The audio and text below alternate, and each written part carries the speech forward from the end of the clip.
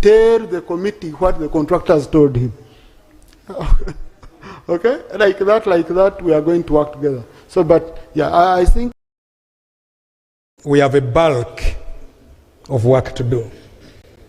Right Honorable Speaker, I visited Bulambuli just a week ago.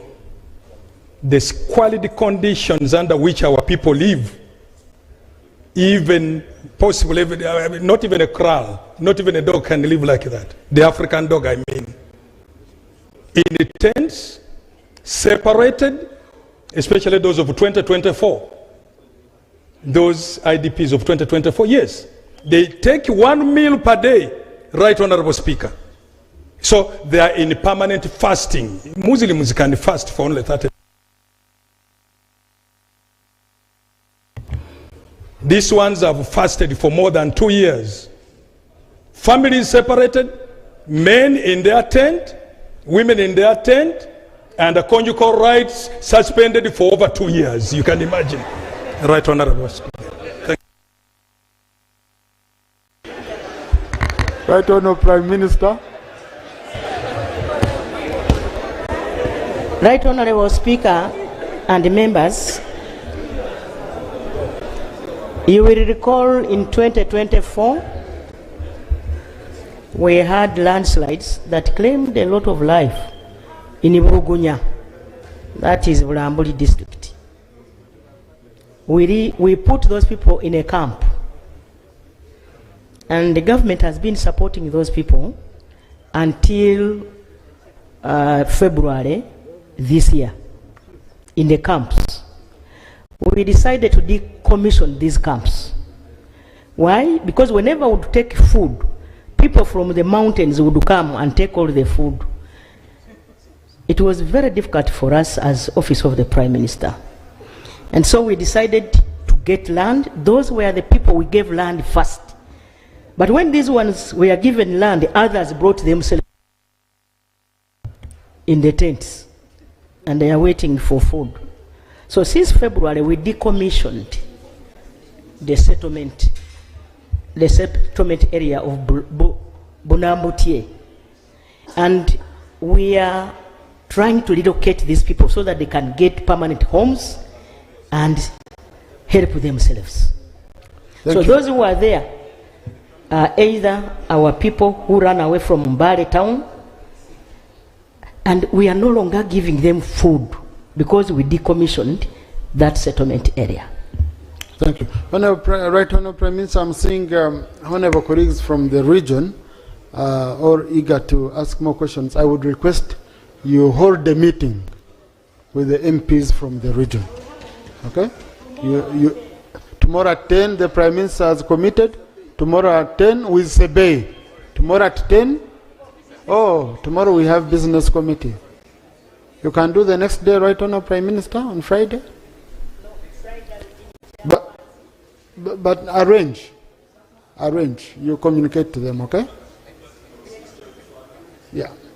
Please, Government Chief Whip can coordinate for you the team so that you discuss these issues in a meeting. Otherwise, we cannot discuss only one region, picking MPs from one region to discuss an issue. Yet, we cannot conclude on it. Honorable Karenzi Victor.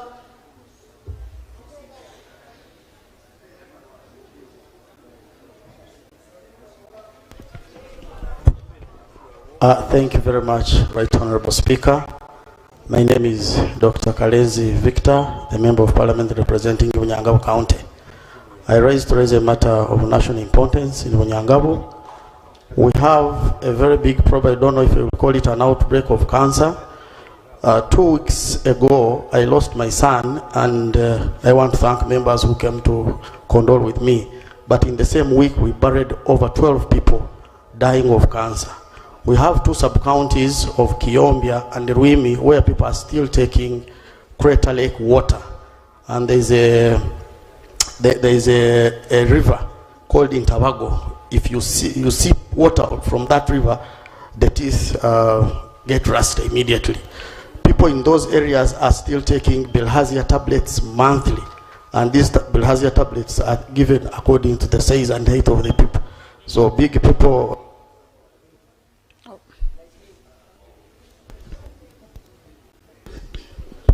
Told people like some of the MPs you are referring to yesterday would be taking about 10 tablets and shorter ones like me would take about 4 or 5. So I'm imagining the water that is actually causing bilharzia could be the same water that is causing cancer. So one, I'm praying for the Ministry of Health to intervene and find out, because we have 49 people on palliative care in Bunyangabo. 49 people are waiting for the day of death. And many people are going to hospitals when it is too late, when cancer is in stage 4. So I'm praying that the Ministry of Health to intervene and also to provide clean water in areas, especially as a matter of emergency of Kiyombia and Ruim Sub-County and Kabonero, because we are suspecting the water there is having probably dangerous minerals that could be causing cancer and bilharzia. So I'm praying that the responsible ministries to intervene. Thank you. Right Honourable Prime Minister. Thank you. Of course, the Prime Minister can always assign any. Right Honourable Speaker, we have taken note of the issue. I will inform Ministry of Health to institute an investigation into what is in the lakes and the 2 rivers, Ntabago and Rukongo rivers, and then they will inform us of what their findings are. I thank you. Thank you. Honourable Namboze. And for the water source, we shall inform the Ministry of Water. She's here. She can give them water immediately. No, Honourable colleagues, Honourable, don't mind. Just, yeah. Let us first do the investigation. We know whether it's from the problem is even from the water. Okay? And give feedback. Honourable Namboze. Honourable Namboze. Thank you, Right Honourable Speaker. Right Honourable Speaker, there are disturbing reports in the press and in the social media that there is a possible diversion of funds, money up to a tune of 51 billion, 14 million US dollars to be specific, that was meant for the servicing of loans that ended up on private accounts in foreign countries. Right Honourable Speaker, the reports show that His Excellency the President directed the Minister of Finance, Henry Musasizi, to account for the diverted money, specifically $6 million US dollars,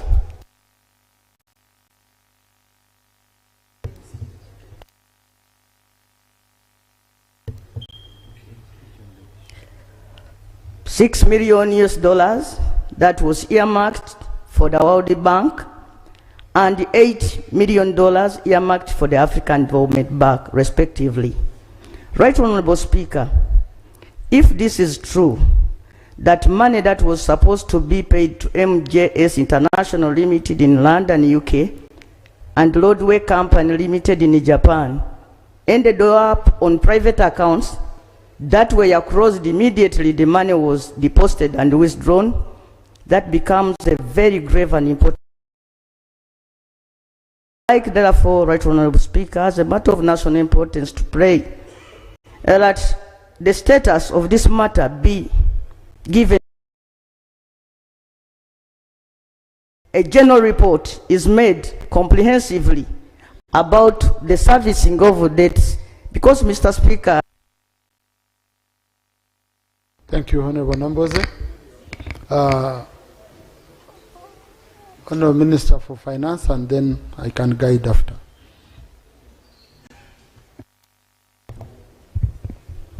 Thank you, Right Honourable Speaker. Right Honourable Speaker, the matter Honourable Namboze is raising is a matter which has been with us for quite some time.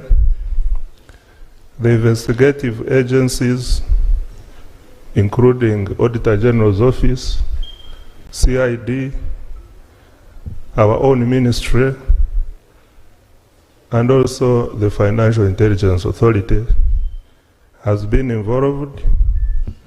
The matter is before a court, and some people were arrested, taken to Luzira, and they are out on bail. Their matter is still in court. I cannot say much because it amounts to sub judice. When this matter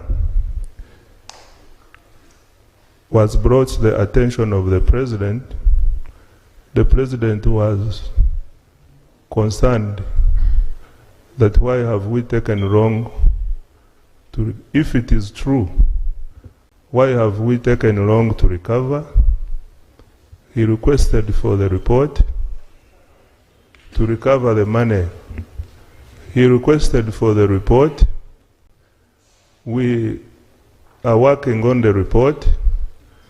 For now, what we can say is that we shall report back to him. The rest is sub judice. I cannot comment on that.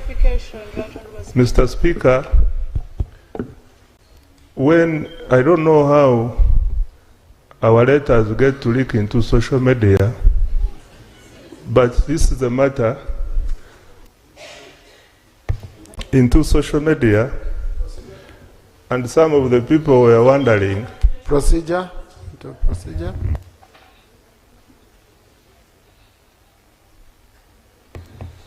Thank you very much, Right Honourable Speaker. I think the powers to determine sub judice or not, when we're in the House, resides with the presiding officer, who is the Speaker. Now, maybe you first guide us whether the matter is sub judice or not, then that would give us a proper direction on how we proceed. Thank you. Honorable colleagues, the minister is giving his opinion. Okay? Now, if I find the matter is sub judice, I would agree with him. If I don't find it sub judice, I will tell him. So I'm just waiting for him to conclude, and then I give my guidance. Mr. Speaker, in conclusion, I want to say that when this matter went into social media, some of our friends whom we compete with in politics wanted to take it to another direction. I want the public to know that I report immediately to the president, and in so doing, because of the nature of my assignment now, almost every day I have a directive from the president. So when you see the president writing to me, he's writing to me as a Minister of Finance. It is not that I am involved or anything, but every other day I get instructions from the president, Mr. Speaker. Therefore, the public should not get worried when they see the president writing to me. They come to me every day. I am privileged to get them every day, Mr. Speaker, because of the nature of my position. Thank you. Now, honorable colleagues, this is a matter which was raised by His Excellency the President to the Minister. So this is a communication within the executive, and it was calling for action. Okay? So I would feel uncomfortable for us to demand that they report here when there is someone who instituted an investigation and he said, report to me. And he's the overall authority. He's a fountain of honor in the country. So I would Honorable Minister, go ahead and report where you're supposed to report. Then, but Honorable Namboze has raised an issue on the other ones. Now that is the duty of the Committee on National Economy. Colleagues, we are arranging an induction for committees so that we take you through your roles, your work, and what we expect of you. Okay. Thank you, Right Honorable Speaker.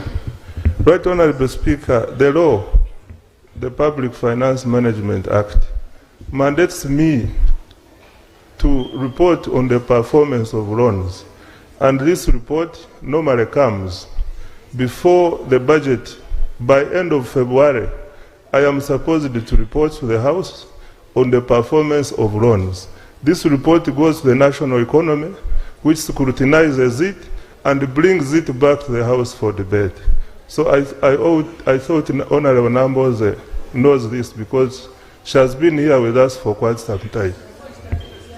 Honorable colleagues, I had already directed when the minister had already guided when the Minister for Works was on the floor, okay? And with regards to loans of works. So let the Committee of National Economy start its work. Honorable Pachuto and your team, and I trust her, she knows all these processes. So please, start on your work so that we don't spend much. But thank you so much, Honorable Namboy. Now we single my procedure. We are coming to 3:30 and we are still rotating. Thank you, Rachel. Thank you very much, Honorable Speaker. I'm rising up under Rule 88 of the Rules of Procedure, and I would like to request you to guide us as to whether you think Honorable Musila is properly dressed in this House. Thank you, Right Honorable Speaker.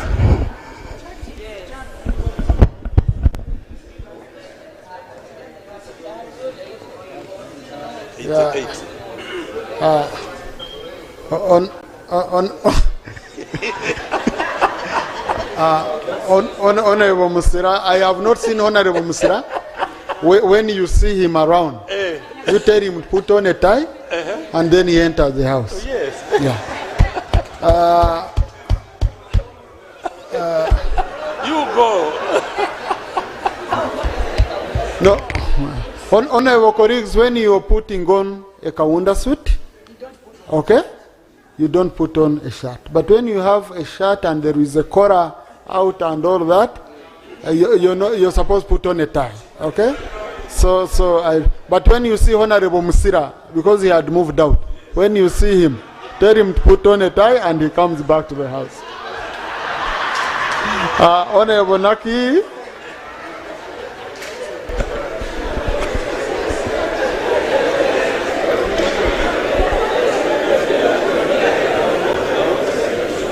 Yeah, Right Honorable Speaker, my name is Julius Nachi, Member of Parliament for Dadir East in Sironko District. The matter I'm raising, I've actually already informed him. It has to do with the Nalugugu Bridge. This is a bridge connecting Mbale, Sironko, Hulambuli, Sebei up to Swam, the border. Now this bridge was washed by floods last year, and up to now it has not been reconstructed. Now they created a diversion where cars are passing, and you know we have very big trucks for Toro Cement. So far they have killed 11 people as at the end of 30th June 2026. 11, they died. They're always dying in the same spot, because when they come, when one is coming, another one is coming from different direction, they crash them in the middle because it is a small section. So Mr. Honorable Minister, when are we finishing the construction of this? Because even the temporary one is going to be washed. Our area, we just know every year we are going to have floods. It is only a matter of time, but when they come, they are washing even the other one you have put. Honourable Minister for Works. Right, Honourable Speaker, on that bridge, the contractor Baker and our in-house design team, they are working to finalize the design so that we can start on the construction, but that's a longer term, and I'm going to whip my people to speed up the design so that we start on the bridge. But as of now, I'm going to get in touch with the honorable colleague. We see the bypass which they have put on how they can improve it, why they need, so that it stops killing our people. Thank you. Thank you, Honorable Tim Bernard.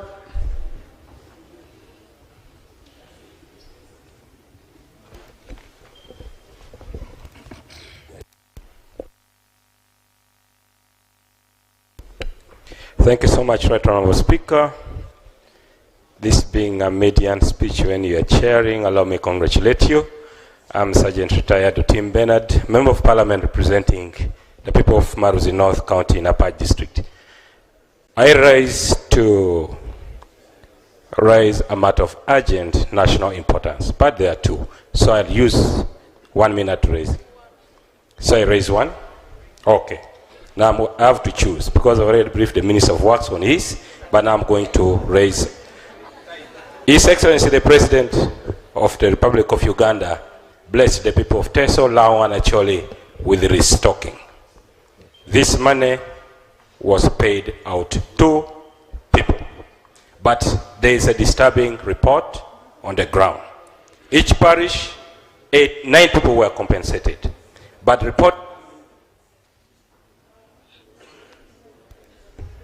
report coming shows that out of the 9 people paid, only 5 people are people who hail from a particular parish. 4 are reportedly fictitious persons who have been put there by parish development committee, parish chiefs, and people at the sub-county. A rough estimate of the parishes in Lao, Teso, and Acholi amounts to 1,863 parishes. And if each payment, 5 of 3 people are paid fictitiously, the government will lose up to about 27 billion. My prayer, the Right Honourable Prime Minister's Office and the Minister of Local Government should, as a matter of urgency, do an audit on this matter. Because already we are losing money. Secondly, members of parliament coming from Teso, Lao and Acholi should be given an opportunity to verify beneficiaries before they are paid. Because then all the questions are coming back to members of parliament. Thank you so much. You want to go into verification of members, Honorable? Right Honourable Prime Minister?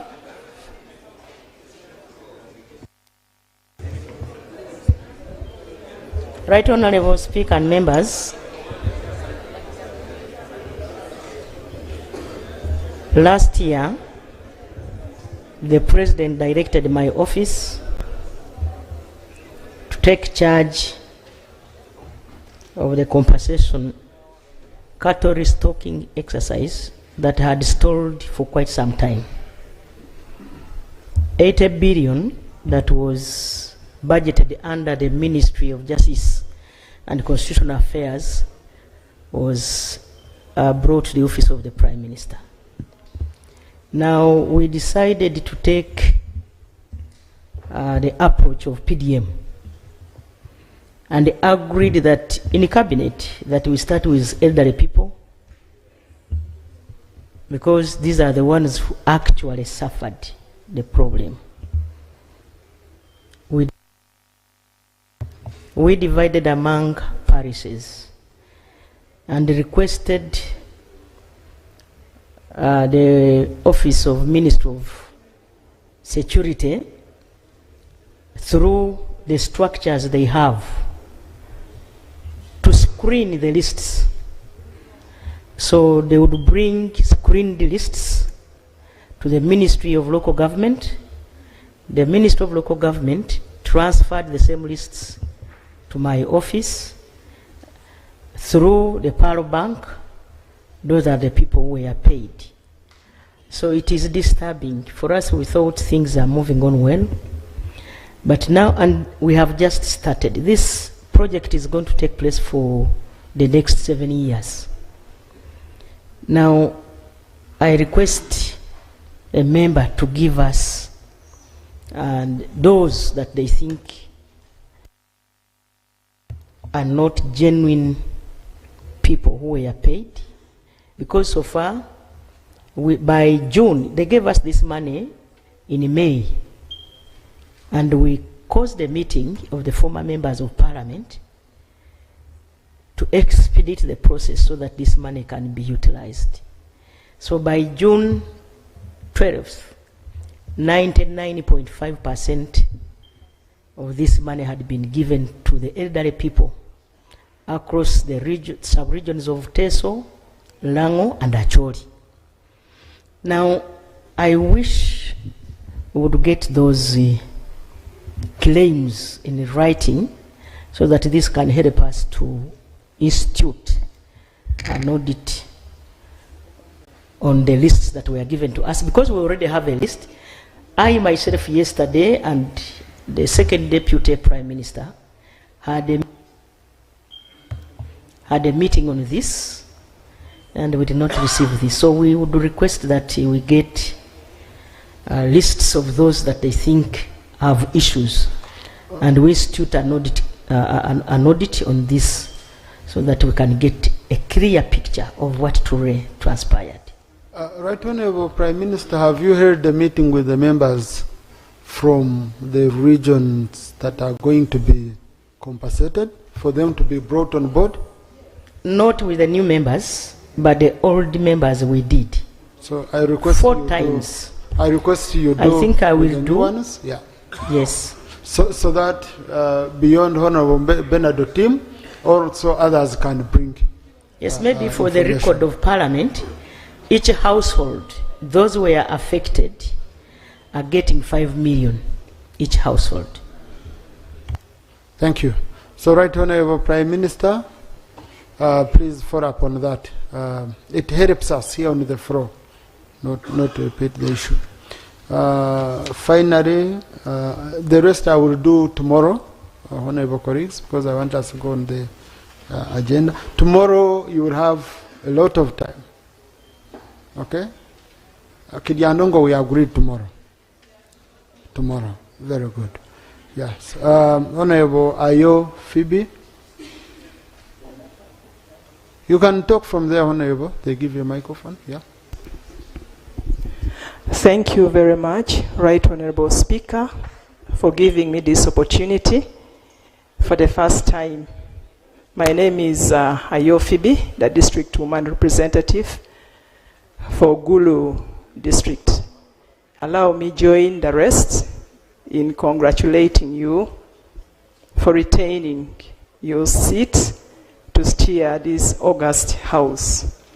Right Honorable Speaker and honorable members, I rise up on the matter of unpaid honoraria to the councillors of lower local governments. In Gulu District, the 172 sub-county councillors have accumulated honoraria unpaid for over 36 months. I am aware, Right Honorable Speaker, and honorable colleagues, that this issue is not only affecting Gulu District local government, but cuts across other local governments in the country. Right Honorable Speaker, the Local Government Act charges these councillors with monitoring service delivery in sub-counties, and therefore these are our foot soldiers. The unpaid honoraria is grossly therefore affecting governance at the sub-county level. Yet this is the point where the citizens of Uganda get services. In Gulu District, Right Honorable Speaker and honorable colleagues, this is now causing unrest. In less than a fortnight, the 172 members... Honorable, conclude. I can see you've added yourself time. What are your prayers? Prayers? Have come at the office of the district chairman twice. My prayers, Right Honorable Speaker, number 1, that the Minister of Local Government reports to this House the state of this payment and comes out with a statement over the same to calm the unrest in the affected local governments. Number 2, Right Honorable Speaker and honorable members, I pray that the Ministry of Local Government should work to settle the arrears for the councillors of the lower local government in the affected districts. And finally, I pray that the Ministry of Local Government and the Ministry of Finance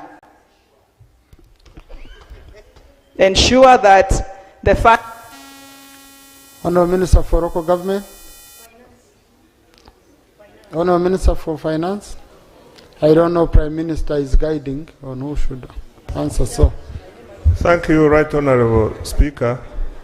Right Honourable Speaker, the issue for honoraria for councillors in lower local governments is an issue that has been with us for some time.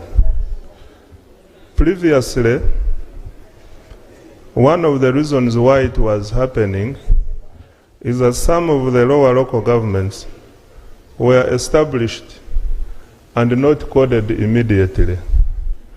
What did we do? We asked local governments to provide the status. And Mr. Speaker, I wish to get more information from the colleague raising it, because all updated information by councillors, we pay them, save for the few outstanding ones which have been a challenge to determine. But what I want to commit is that let the honourable member who has raised the matter link up with me. If there is also any other member here who has outstanding honoraria matter in local governments, let me get all the information, all the facts and figures, then we settle it. We shall sit with the colleagues and their cows together with my budget directorate. We settle the matter once and for all, so that I don't have to come here every week to respond to these obvious matters. Thank you. Now, Honourable Minister for Finance, do you think it would work better if, for example, the Minister for Local Government writes all cows to say, okay, all cows, because the cows know, all cows who have pending payments for councillors, okay? And he compiles and then they submit you finance. Instead of members, each member coming to look for the minister. No, I'm saying the Minister for Local Government writes all cows and compiles and submits to finance. Would that work better, Honourable Minister? Yeah. Mr. Speaker, yes, I see your reasoning and I buy into it. It is not good to disturb colleagues with responsibilities which are, because we have the accounting officers on station, and sometimes why we are saying provide information, sometimes the accounting officers know the reason why, but they don't want to tell, they don't want to disclose to us, the representatives of the people. Therefore, let the cows write to the accounting officer, let the Minister of Local Government coordinate all these outstanding matters, yeah. Then we handle them. Thank you. Mr. Speaker, if they take long, yeah. In September, we will be going to the field. If they take long, when we go to the field for budget conferences, I will settle them. Wherever they exist, I will settle them. Thank you. I thought I was giving clarification. Thank you, Honourable Minister. Next item. But Honourable colleagues, as we come to the next item, in the VIP gallery this afternoon, we have NRM flag bearers for East African Legislative Assembly, include Mr. Bangumya Fred Rakizi and Madam Kiriowa Stera. They've come to observe proceedings of this House. Please join me in welcoming them. Thank you. Next item. Item 3. Item 4 on the order paper. Statements by ministers on 1, the repatriation of Ugandans from South Africa. Honourable Minister for Foreign Affairs.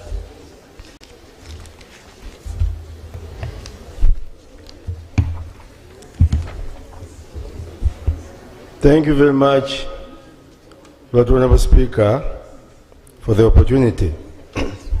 Lord Honourable Speaker and Honourable colleagues, yesterday, 7th July 2026, at the 6th sitting of first meeting of the first session of the 12th Parliament, during the reactions to the Right Honourable Speaker's communication, the Leader of Opposition, Honourable George Senyonyi, made a follow-up on the matter of the repatriation process of Ugandans from South Africa. Right Honourable Speaker, you guided that I present a comprehensive statement on the matter to this House. I therefore beg to proceed. Right Honourable Speaker, I am grateful for this opportunity to update this august House on the measures undertaken by the government of Uganda in response to the recent attacks against foreign nationals in the Republic of South Africa and the evacuation of our citizens whose safety was at risk. Honourable colleagues, in mid-June 2026, vigilante pressure groups, principally the March to March group, issued a self-imposed deadline of 30th June, demanding that all undocumented foreign nationals leave South Africa. This ultimatum regrettably contributed to attacks against foreign nationals and damage to business owned by migrants from across African continent. I wish to place on record our profound appreciations to His Excellency the President of the Republic of Uganda for his timely directive that arrangements be made to evacuate our citizens whose safety had placed in jeopardy. Pursuant to that directive, the Right Honourable Prime Minister coordinated my ministry, the Minister of Works and Transport, the Chief of Defence Forces, Uganda Airlines, the Uganda High Commission in Pretoria, and the leadership of the Ugandan community in South Africa, and also Minister of Finance. I'm happy to report that as of Tuesday, 7th July 2026, a total of 808 Ugandans had been repatriated back home. And we will continue to coordinate emergency support. The next phase of the emergency airlift includes one additional flight expected today, Wednesday, 8th July 2026, at 6 p.m. expected to carry an additional 250 evacuees. Accordingly, by the end of today, we shall expect to have successfully evacuated 1,130 citizens, Ugandan citizens from South Africa. Right Honourable Speaker and Honourable colleagues, the phenomenon of xenophobic violence in South Africa is not new. Since early 1990s and more visibly from 2008 onwards, the country has experienced periodic outbreaks targeting foreign nationals, often in communities grappling with severe unemployment, poverty, inequality, pressure on public services, and competition for informal trading spaces and employment opportunities. These underlying pressures, coupled with reports that several evacuees had lived in the country for many years without documentation, underscored the need for urgent, coordinated, and decisive action by the state.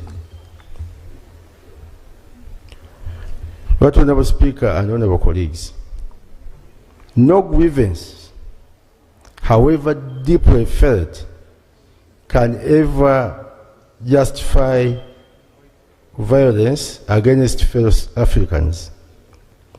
Where criminality is alleged, it must be addressed through lawful and orderly processes, and must never be attributed collectively to any nationality or group of people. Acts of xenophobia erode social cohesion, undermine public order, and offend the principles of human dignity, justice, peaceful coexistence, and most importantly, Pan-African solidarity. Uganda and South Africa enjoy warm, historic, and mutually beneficial bilateral relations, strengthened through trade, investment, education, tourism, defense cooperation, and people-to-people exchanges. It is therefore imperative that these incidents be addressed firmly, lawfully, and constructively, without diminishing the enduring friendship, mutual respect, and cooperation that exists between the two countries. My ministry continues to engage our South African counterparts through established diplomatic channels to ensure the safety and welfare of our citizens.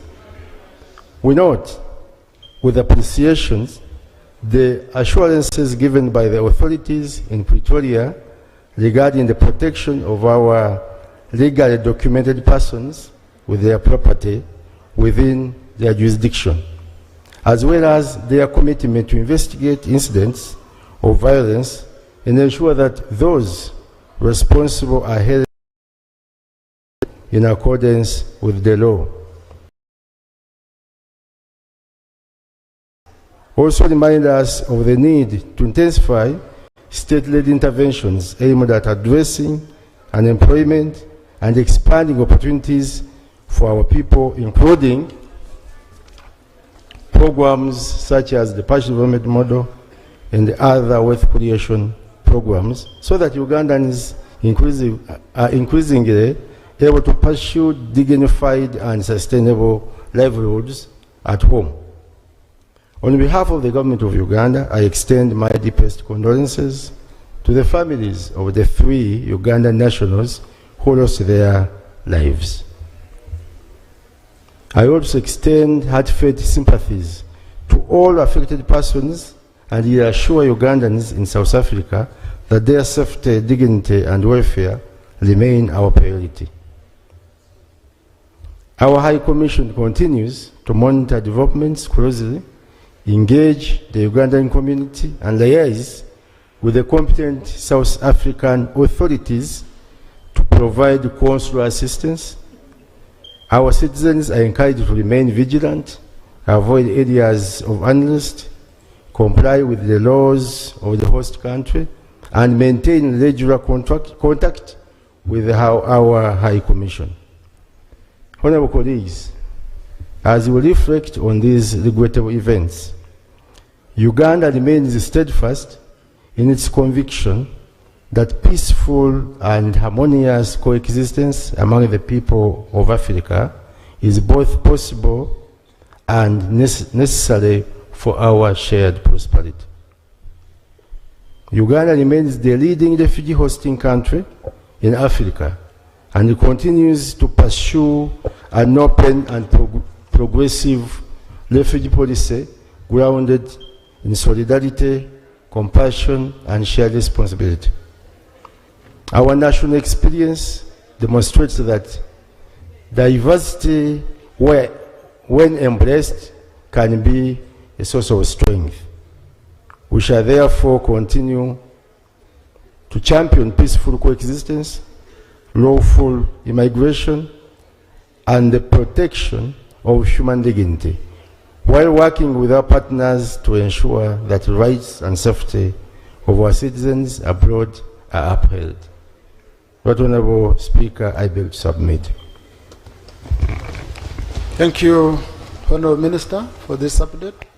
Maybe also for the record, like I said yesterday, on top of the law, you had contacted me a day before that you had a statement read and you wanted to update the House. So I want to thank you for being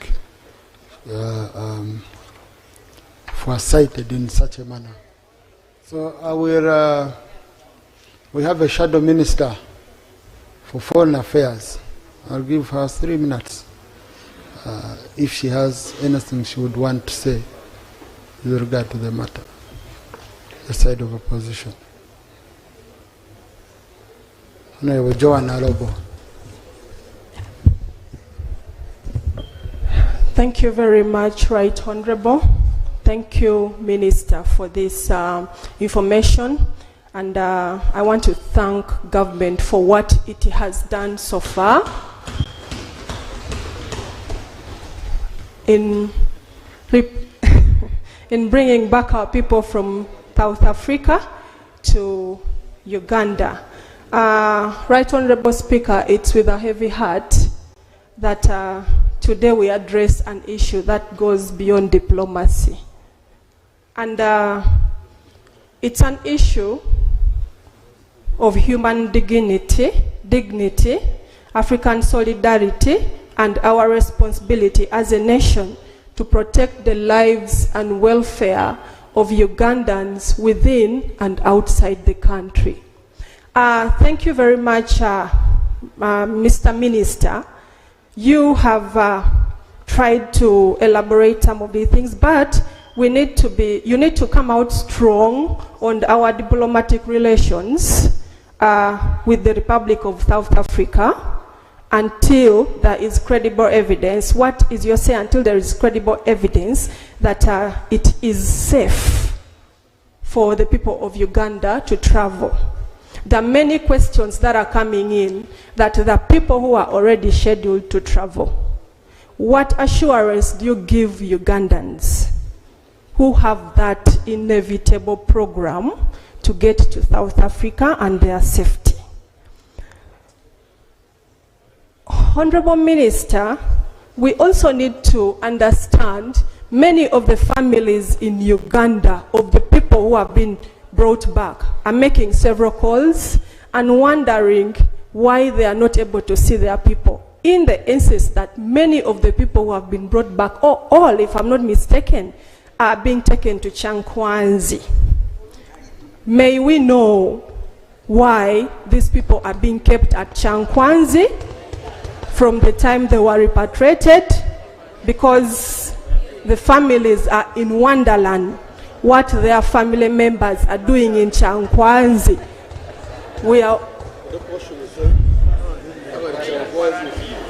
We may have to know whether all are cadres or it's a training for the NRM leadership, something, so we get to tell the public what is happening in Chankwanzi.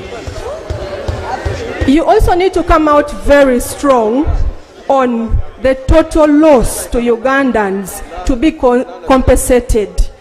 If we remember very well, when there was an issue in South Sudan, the Ugandans who lost their properties and everything was compensated by the government of Uganda. You need to come out very strong, the compensation schedule, or what is the compensation you're going to give to these people that you have brought back. Many of these people had businesses in South Africa. Bringing them back to stay at home, we need to know how we are going to manage the people who have come back because they've left their businesses there.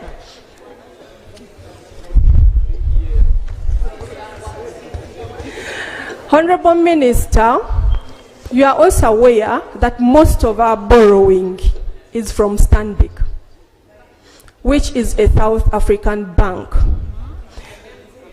and MTN. And this bank, we are all aware that it repatriates over 6 trillion.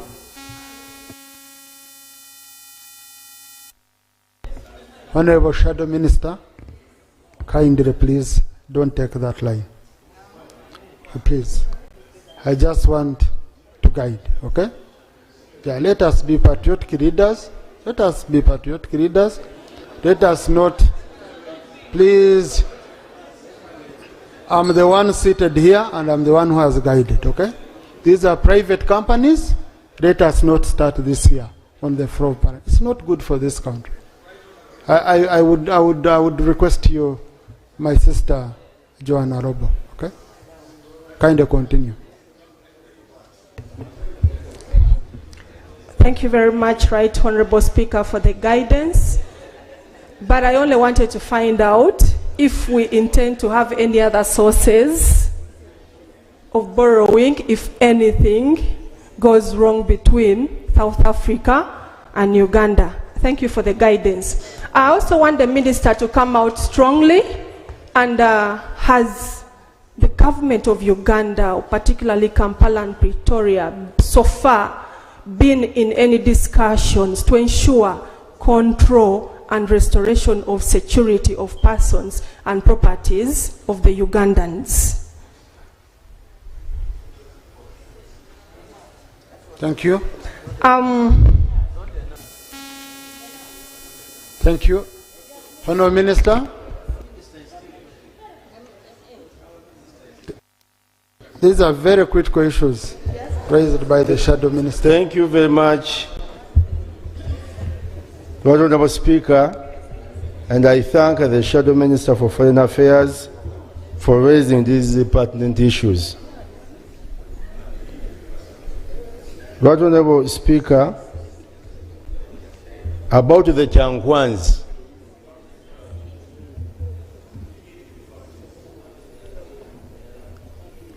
yes, because she raised.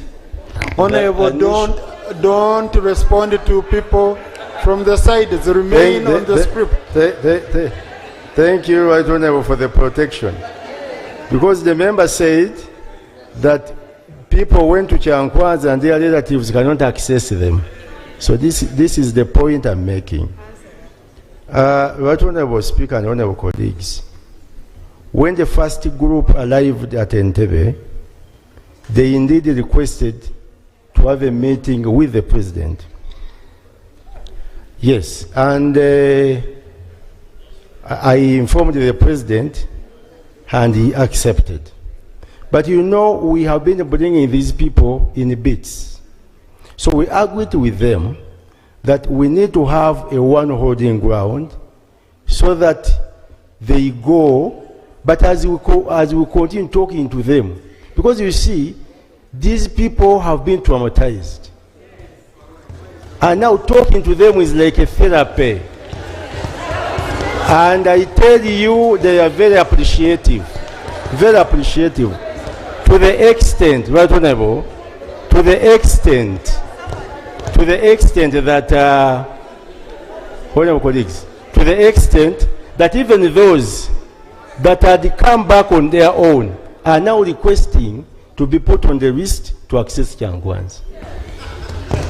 This is a very good achievement, and indeed, they are very, very happy for this arrangement.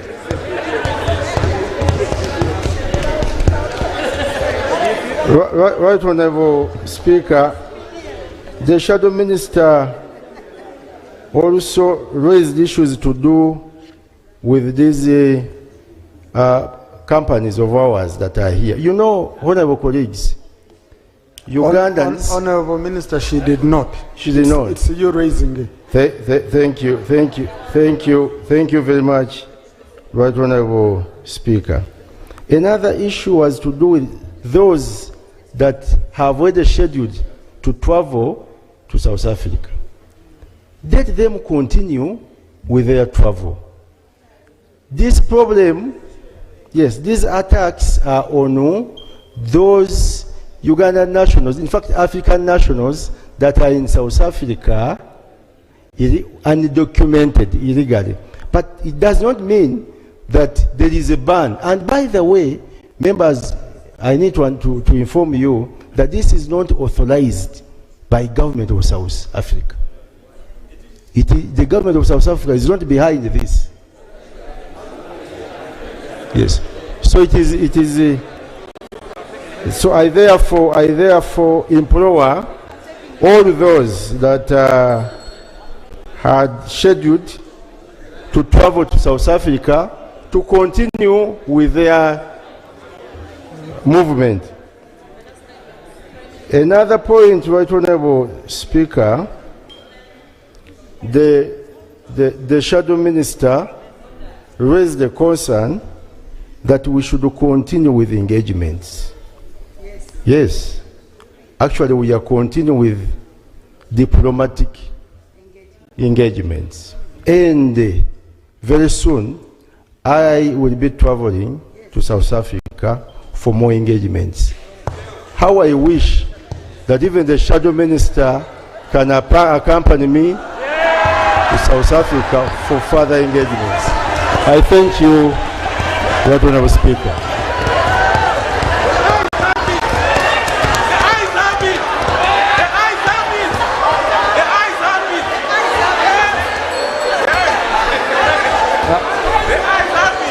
Order, honourable colleagues. Now,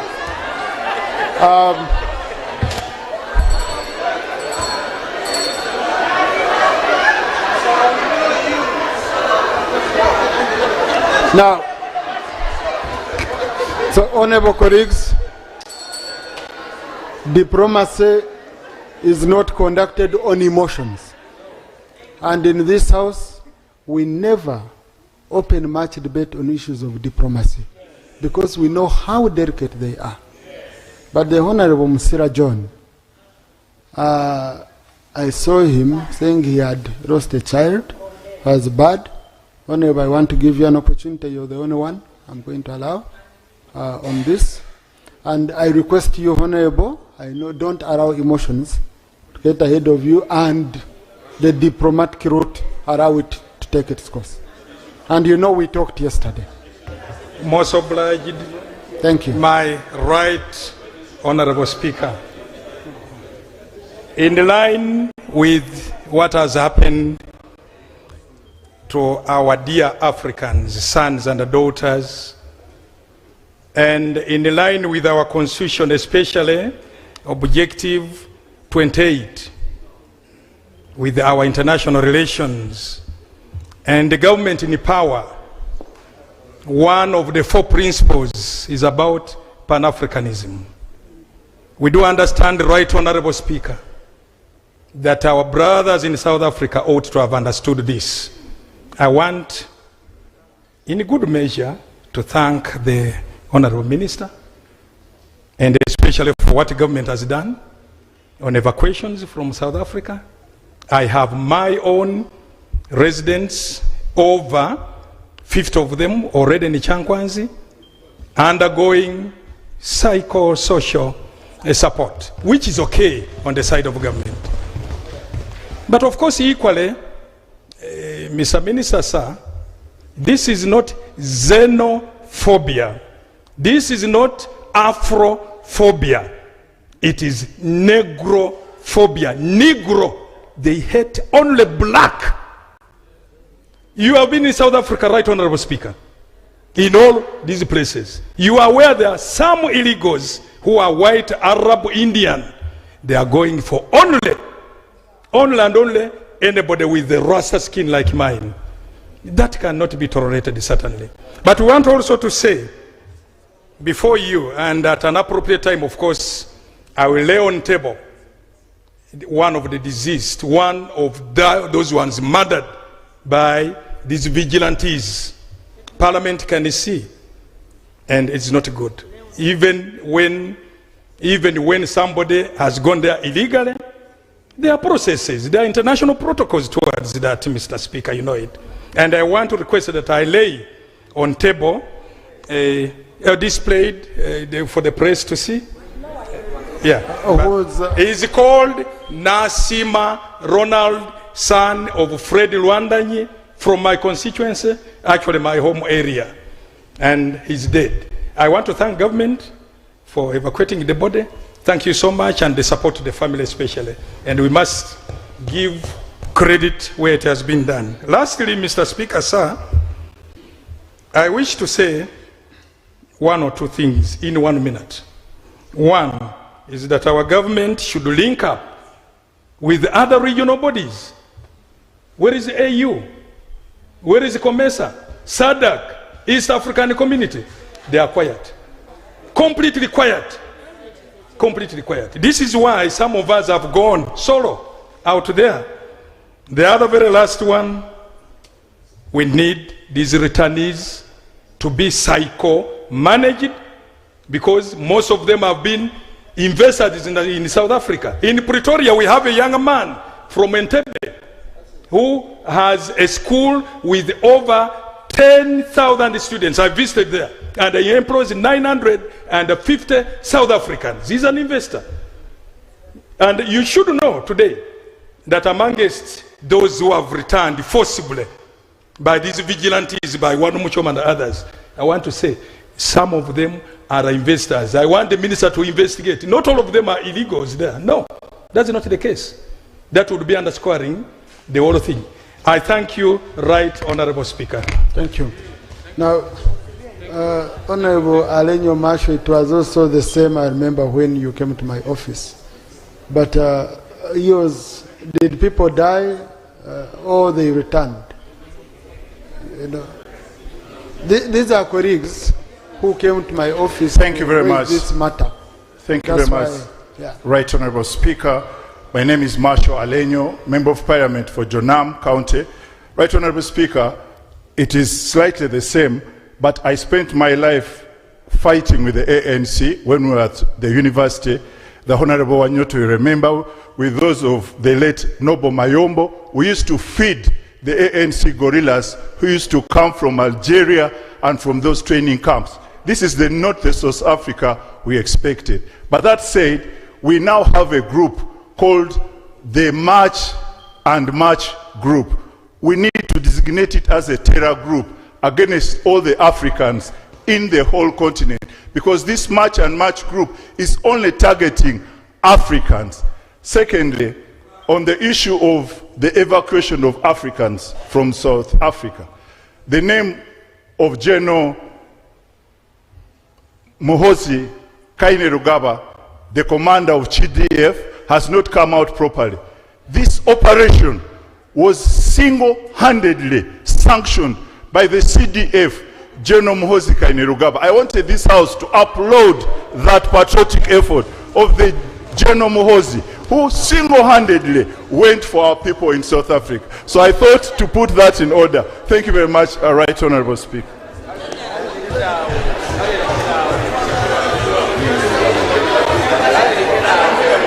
Thank you. Honorable colleagues, I picked one NRM, one opposition, one independent. Thank you, Honorable Minister. Keep us updated. Next item, I wanted to guide the clerk that the Right Honorable Prime Minister will be going for... Right Honorable Prime Minister, allow me to make my communication? I wanted to make Right some Honorable Prime guidance. Minister, I request you... Right Honorable Prime Minister, allow the Speaker to guide.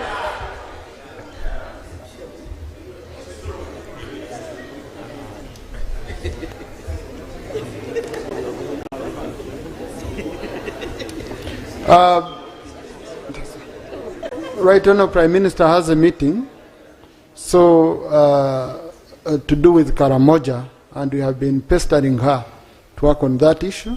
So I want us to first sort out item number 6. As you come, you can make clarification you wanted to make, Right Honorable Prime Minister. Item number 6 on the other paper, motion for resolution of Parliament to express gratitude to His Excellency the President of the Republic of Uganda, Yoweri Kaguta Museveni, for the clear and precise exposition of government policy contained in the State of the Nation Address to Parliament of Uganda on 4th June 2026. Right Honorable Prime Minister. A procedure, Honorable Number. There is a procedure matter, Right Honorable Prime Minister.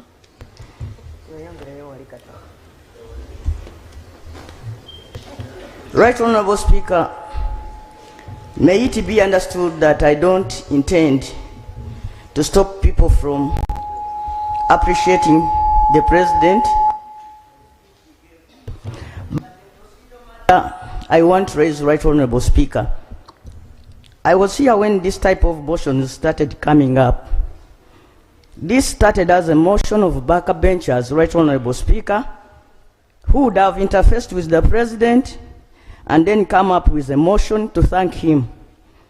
But the direction it is taking now to be a motion moved by the Prime Minister, who is the lead of government business, Mr. Right Honorable Speaker. It is as if the President, after giving the State of the Nation address, through his Prime Minister, is bringing it here as a business of government to thank himself, Right Honorable Speaker. And to me, Right Honourable Speaker, I recall one time when the president of Uganda was addressing people and said, I hate people who thank me for performing my duty, because that is my role. To address the nation in a State of the Nation address is an obligation given by the Constitution. How would it appear that now this is a motion of government coming from the lead of government business, Right Honourable Speaker? I beg to move, and I want you, Mr. Speaker, to understand my concern. This was a motion for backbenchers, Right Honourable Speaker, not government business. I beg to move. Thank you. Now, honourable colleagues, unfortunately in the rules, we don't have anywhere it is gazetted as a motion for either backbencher or front bench. Now, this is a motion, okay? This is a... that's, of course, that's a general thought of the speaker, okay? Yeah, so, but now, the person moving a motion is a woman MP of Kakumiro, okay? And the Prime Minister. And the Prime Minister. Number two, this motion usually comes from the government side. Now, on my side, it's not my duty to appoint who is going to be moving a motion. The moment the government side writes, this is the one moving the motion, whether it's a backbench among theirs, I do that. Then after this motion being moved, honourable colleagues, I'm going to call the leader of opposition under Rule 55 to also make his response. After making the response, then colleagues, because the two are debated together, I will give you starting next Tuesday, because I need to give you time to read, to go and prepare. Starting next Tuesday. This is the motion where I would want each one of you who want to speak. Okay? From our projection, it will take 2 to 4 weeks us debating the state of the nation, so that you talk without being interrupted. So I wanted to give much more guidance after all this, but let me take the opportunity on this. And also, I'll be requesting those who want to speak to register with your whips. Why? When I get the list, I easily follow up. Okay? I easily follow up. Honourable colleagues, I can see also, I've already started receiving notes from some of you that you are annoyed I'm not picking you. We have just started. I'm going to buy you Panadol because you're going to be annoyed and you burst if you come with that kind of... You get it? Not a phone ponder. I've just received a note from someone. We have just started. You tighten your belts, you will stand up 10 times and I won't pick you if it's not your turn. But also you can stand up and I immediately pick you, depending on the matters. And honourable colleagues, let me tell you this, I have to be as fair as possible. And one principle I use, I cannot give another member an opportunity to speak before others speak. Okay, so let's try to be, let's be accommodative. It's a tricky situation for me too. I wish I had more time, or I had 10 microphones and I can pick 10 of you at the same time. I would have done that. Right Honourable Prime Minister, Right Honourable Woman MP Kakumiro.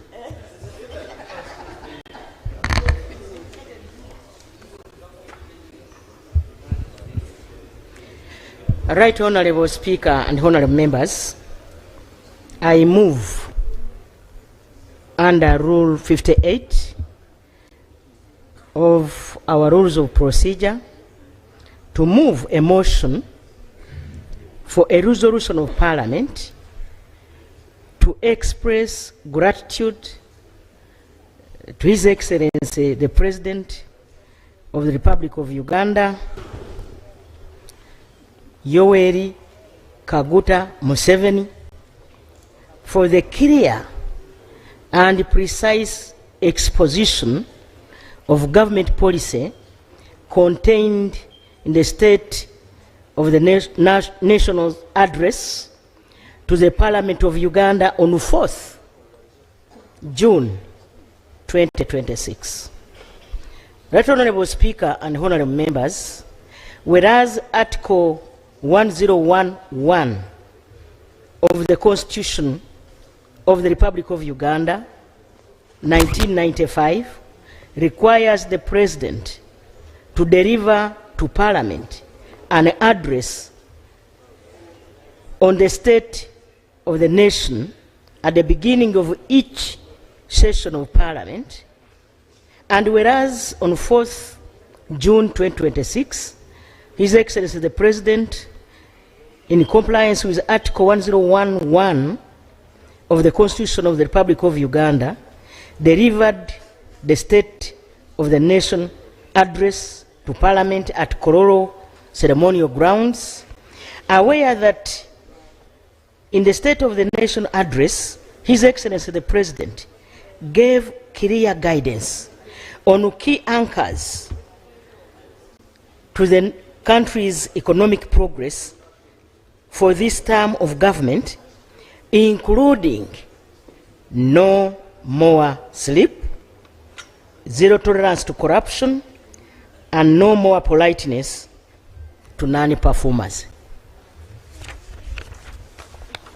Right Honorable Speaker and members, noting that His Excellency the President emphasized that despite a few challenges, Uganda's economy has expanded 17-fold over the last 40 years of recovery, expansion, diversification, value addition, entering the knowledge economy, and transformation, as reflected in the GDP rise from $3.9 billion in 1986 to now US dollars 69.3 billion by the forex exchange method, or to 197.1 billion by the PPP method, and the GDP per capita has risen to US dollars 1,278, while the threshold for the lower middle income status is US dollars 1,136. Further noting that His Excellency the President noted that the household poverty has declined from 56.4% in 1992 to now 16.1%, life expectancy from 43 years to now 68 years, and the infant mortality from 122 per 1,000 born alive to now 36 per 1,000 born alive. Aware that His Excellency the President stated that the peace, law and order maintained by the various law enforcement agencies provide supportive infrastructure necessary for the country's development, with economic growth currently projected at 6.4 and the GDP expected to grow by 10% in the 2027-2028 financial year, increasing the size of the economy to US dollars 80 billion, appreciating the President's reassurance to the nation that most of the essential factors for wealth creation and all the necessary requirements for building a prosperous Uganda are in place, including the good constructed road network, the revamping of the meter gauge railway, and the building of the standard gauge railway, as well as establishment of pipelines for crude petroleum products. Further appreciating that His Excellency the President informed the nation that the citizens to effectively participate in both the vertical and horizontal integration of the national economy and to achieve massive production and job creation, the citizens must join the money economy and transit from the traditional pre-capitalist subsistence systems of working and utilizing the government-established 4-acre wealth generation model and access government funding through the Operation Wealth Creation, the Parish Development Model, and the NADS, among others. Now, therefore, be it resolved by this Parliament that Parliament expresses gratitude to His Excellency the President of the Republic of Uganda for his and concise exposition of the State of the Nation's address delivered to Parliament of Uganda at Kororo Ceremonial Grounds, Kampala, on 4th June 2026. Number 2, that Parliament commits itself to the promotion of the great ideas, values, and qualities driven by no more sleep philosophy as advanced by His Excellency the President. Right Honorable Speaker, I beg to submit. Thank you. I beg to move. Thank you. Is the motion seconded? Honorable Rocky, Honorable Kor, Honorable Algon. I see all representatives of UPDF. Honorable Kwaringa, Honorable Biko, Honorable Msasizi, Right Honorable Chionga. By, from what I see, by 95% of this house.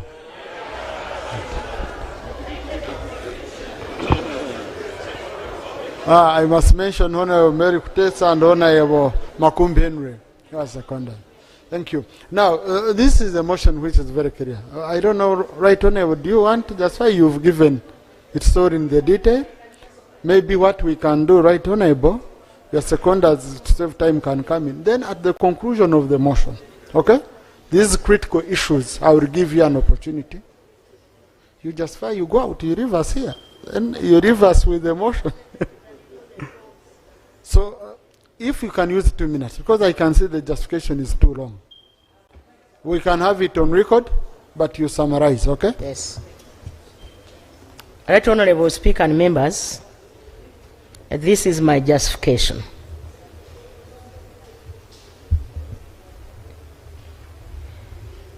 Right Honorable Speaker and members, the motion to appreciate His Excellency the President of the Republic of Uganda, General Yoweri Kaguta Museveni, for his clear, firm, and inspiring exposition of government policy during the State of the Nation address delivered on 4th June 2026 at Kororo Ceremonial Grounds. Right Honorable Speaker, with the overwhelming renewed mandate, I repeat this, overwhelming renewed mandate from the people of Uganda who elected him in January 2026, the President reminded us of his declaration during the presidential inauguration that this Kisanja, no more sleep. He emphasized that that laziness and corruption among leaders will not be tolerated. To me, this is very important. He also emphasized that economic transformation of Uganda has not been accidental or by chance, but a deliberate journey spanning over 6 decades. His Excellency noted that they started small with minimal resources to educate communities to abandon nomadism and engage in more productive farming. This has yielded distinctive economic growth and financial freedom that continues into the next generation. He demonstrated this with live testimonies of transformed families in the cattle corridor. Right Honorable Speaker, let me give a synopsis of this transformation. For example, 1, milk production in Uganda is 5.4 billion liters, up from 200 million liters per annum in 1986. Coffee, from 2 million bags to 9.3 million bags of 60 kilograms. Currently, Right Honorable Speaker, Uganda is the leading producer and exporter of coffee in Africa. Cement production rose from 4,900 metric tons to 7 million metric tons today. Maize rose from 200,000 metric tons to 5 million metric tons now. Banana production from 6,660,000 metric tons to now 11 million metric tons. Cassava from 3.5 million to 4.5 million metric tons. Sugar from 152 million metric tons to 700 metric tons.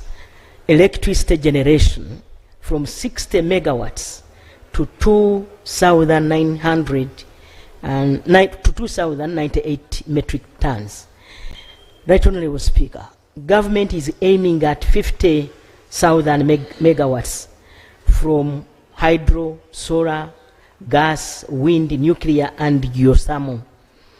Right Honorable Speaker, Uganda moved from merely importing condensed milk, butter, cheese, yogurt, powdered milk, to now also exporting these products. To me, this is very important for members to note.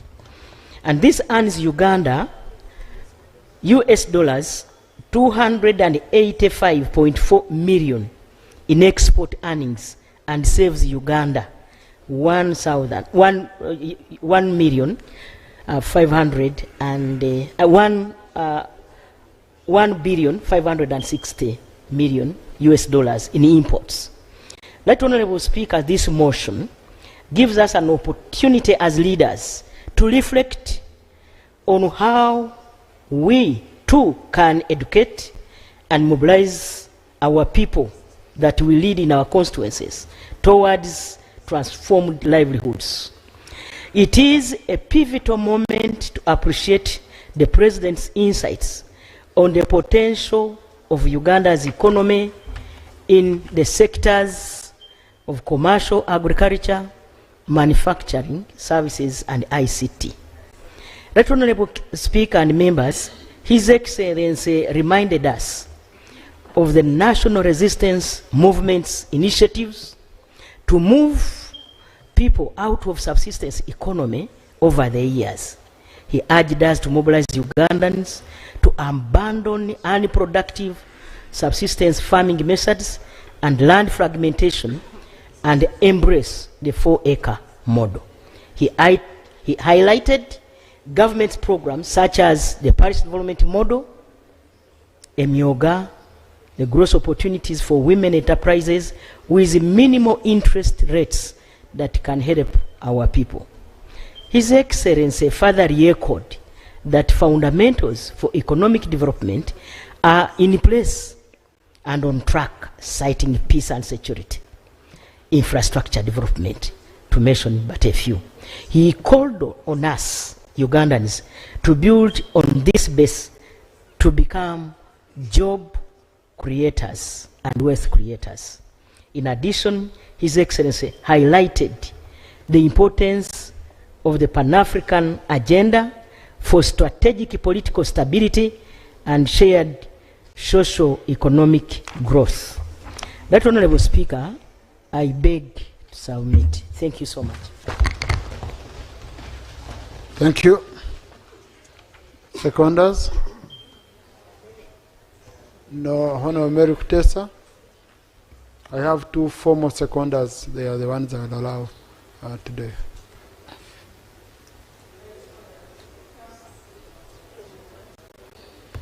Right Honorable Speaker, this is my maiden speech in the 12th Parliament. I am therefore entitled to all the rights and privileges that come with a maiden speech. Right Honourable Speaker and Honourable Members, I raise to second the motion to appreciate His Excellency the President for his clear, visionary and firm State of the Nation address that was delivered to this August House on the 4th of June 2026. I second the motion for the following grounds. Specifically, there are three, Right Honourable Speaker and members. Number one is the strong stance against corruption. Right Honourable Speaker, the President gave a stern, uncompromising, historic declaration of war against this great vice holding our nation back. Corruption is the only vice holding our productivity back. By declaring a season of no corruption for public officers, for this House of Parliament, he has directly echoed the cries of the ordinary persons that we represent. It is clear that the complacency, the bureaucratic embezzlement of government resources, the poor service delivery at our government institutions, inflation or increasing project procurement costs, and other irregularities witnessed at every level of government are not the responsibility of the President. He is waking us up to deal with this. Right Honourable Speaker and members, corruption is just not a moral failure. It is an economic crime. It is the biggest risk we have against our security and peace in this country. Every shilling stolen is a shilling taken away from a mother accessing a hospital. Every shilling stolen takes us and our goods away from reaching the markets. The President's speech called the 12th Parliament that we have a constitutional duty, and he reminds us, colleagues, that we stand by this constitutional duty under Article 79(3) to promote democratic governance and provide oversight for this country.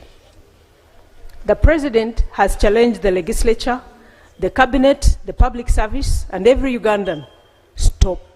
Stop corruption. Friends, we cannot start and continue blaming the President.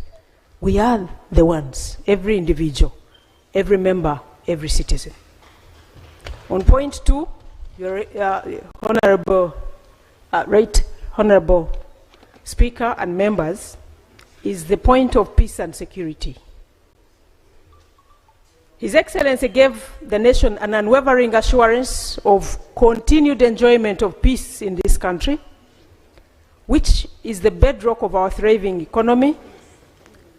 Democracy cannot be absolute except when we have peace, law, and order. So without security, our legislative mandates, our economic policies, our national development frameworks would all be meaningless. We, as Ugandans, friends, in this region, have enjoyed peace, and uncommittedly, we cannot deny, because of the one President of the region who is providing peace in this region, His Excellency President Yoweri Kaguta Museveni. Right Honourable Speaker, we are about to conclude an intense historic election which has brought many of us as members of this House, and skeptics thought it would be chaotic. Detractors thought it would be exploited, and the vulnerabilities therein would be used to fail a democratic exercise. We must note that we are here, the election period is ending, and we are confident that it will end peacefully. I think it is in order that this August House, Right Honourable Speaker, should appreciate the Commander-in-Chief, specifically for his unwavering stewardship of national security architecture, and the gallant men and women who are in our law enforcement agencies that keep us and our country safe. We cannot take it for granted. The third point, Right Honourable Speaker and members, is the enabling economic transformation factor. The President said no more sleep. Colleagues, and Right Honourable Speaker, Our peace as a nation will not be absolute if we still have Ugandans living in poverty. The President's address to the nation declared war on politeness that keep our people in poverty. It declared war on laziness. He said, don't kutuhenda, literally meaning, don't break us. Everybody must work. The President asked us to forget our big titles, to engage the communities we serve, those that have sent us to this house, to monitor wealth creation programs such as PDM, Emyoga, and all the others, to ensure that our communities are engaged, participating, and making household incomes that contribute to the nation's development. Colleagues, the President tasked us, the citizens, and he woke up to our duty as is enshrined in our Constitution, Article 29, Objective 29 of our 1995 Constitution, demands that every citizen of this country should be engaged in gainful work. That work for the gain of every citizen, for the gain of their family, for the gain of this nation, for the gain of development of Uganda. It is the job of every Ugandan.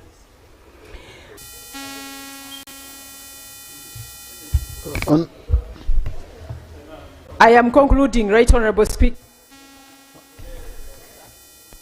Honorable, it's not members who give, you know, it's not members who give space on the floor. So when members say, yes, more time, and you switch on, that's not how we run the house, okay? Yeah. Just conclude, Honorable, okay? Conclude. Thank you, Right Honorable Speaker. I was on the conclusion, and I may not say everything that is in my conclusion, Right Honorable Speaker and members, but 35% out of 80% of our arable land is underutilization. It means we are performing under 50%. We must wake up our people to chase poverty by utilizing at least 60% of the 80 as a start.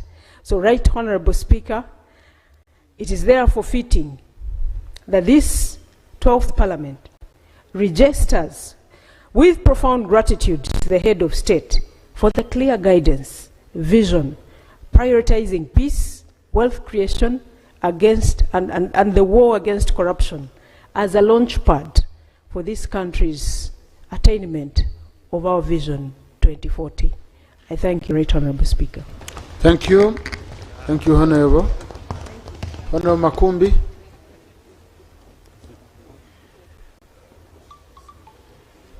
And welcome back to the House.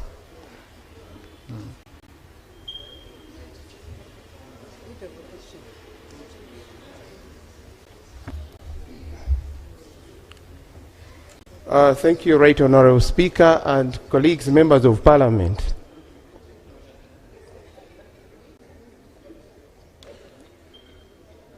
Right Honorable Speaker, I rise to justify the motion thanking His Excellency the President of the Republic of Uganda for the clear and precise exposition of government policy contained in the State of the Nation address.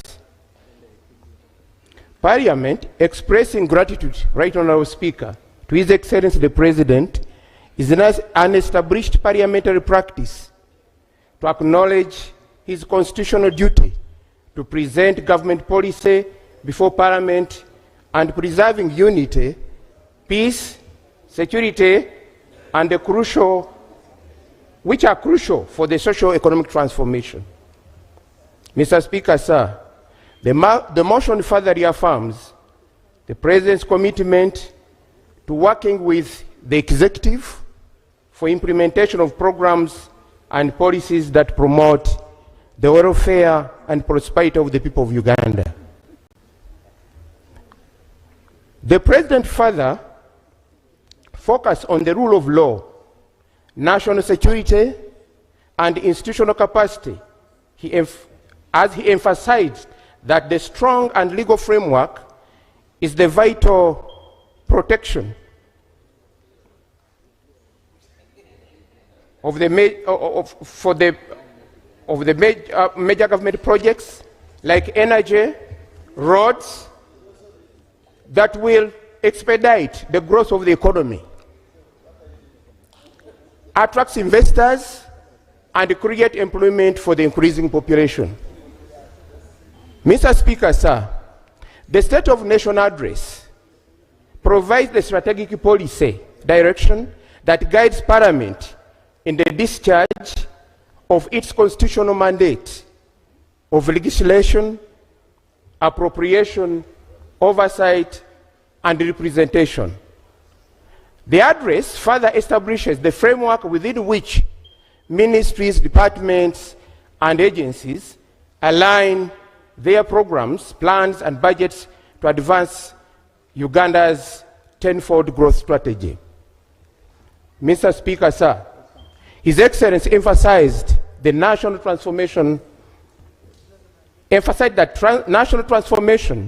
depends on the integrity of public service, vigilant leadership, and prudent management of public resources through accountability.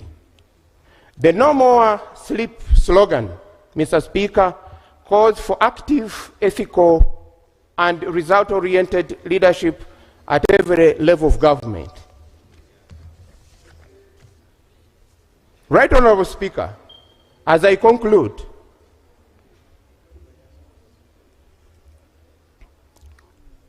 embracing this address as a house, as the Parliament, we are choosing to build a highly productive, self-sustained economy. We are empowering every Ugandan to be active, to be an active shareholder in the nation's wealth.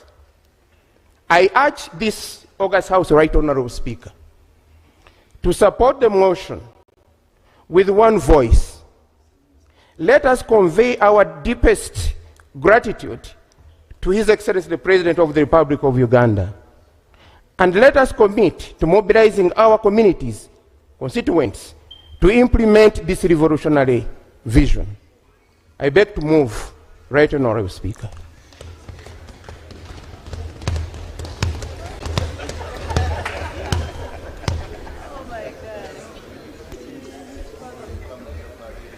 Thank you, Honorable Makumbi. Thank you. Lop. Just Lop, wait. Honorable colleague, yes? Yes. You have an issue?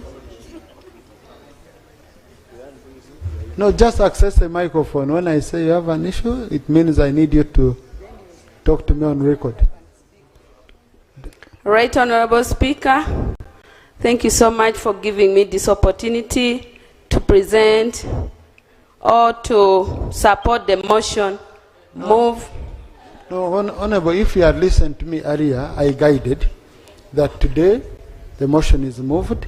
Okay. Then I allow only 2 seconders who are on the motion as a requirement. And then we invoke Rule 55. The leader of opposition presents a response to the state of the nation. Okay. And because the two shall be debated together, you need some time. So we shall start the debate next week, and I will start with you. Thank you. Thank you, sir. Okay? Thank you, Right. Yes.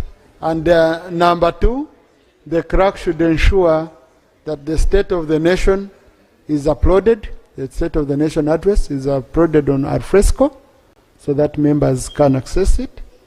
We had already discussed with the government chief whip. The leader of opposition has already uploaded his copy. Leader of opposition.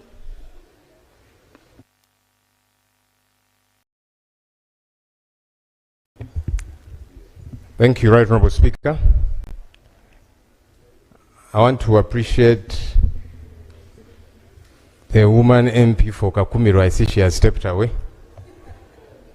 For her remarks, she said she was making those remarks as woman MP for Kakumiro. And the colleagues. who have spoken to us this afternoon. Right Honourable Speaker and Honourable Members of Parliament, the State of the Nation address is one of the most important constitutional duties entrusted to a head of state under Article 101 of our Constitution. It should give the country an honest account of its condition, acknowledge the challenges that the citizens face, and set out measures to address them. It should not be a catalogue of government activities or a victory speech. It's an opportunity for accountability. The head of state built NRM's historical journey from 1959, the reach of PDM into 3.7 million households, and a projected 10% GDP growth. He talked about milk surpluses and coffee exports, dismissed young people seeking work abroad by calling Uganda a paradise, which they are abandoning, and named journalists whose writing displeases him. He did not speak with clarity about the debt that is consuming our country's future. The hospitals without medicines, the schools failing a generation of children, the roads deteriorating every rainy season, or the corruption documented in audit report after audit report. And I thank colleagues, they've pointed out some of these issues. Colleagues, the true state of the nation is measured by whether citizens can access quality health care, afford education, find meaningful employment, earn a decent living, and live under institutions that are honest and accountable. The farmer wanted to know why inputs are expensive and why markets are unreliable. The unemployed graduate wanted to know where jobs would come from. The patient wanted to know why medicines are unavailable. The parent wanted to know why universal education still costs more than they can afford. The taxpayer wanted assurance that public resources will be protected from theft. Most of those questions, honestly, went unanswered. Right Honourable Speaker, I have prepared this response drawing on official government and public institutional sources, including the Auditor General, Uganda Bureau of Statistics, sector performance reports, budget documents, and parliamentary committee findings, reports that we have passed here as Parliament.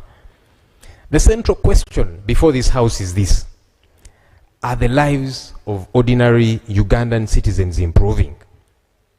On that measure, there is considerable work to be done, colleagues. And I'm glad that that's a point that is admitted on both sides of the House. Honourable Speaker, let me tease out certain sectors: economy and public debt. The head of state cited GDP expansion to $69.3 billion US and a per capita income of $1,420 US, just above the lower middle income threshold of about $1,136 US. Yet many Ugandans are asking a simple question: if the economy is growing, why is life becoming more difficult?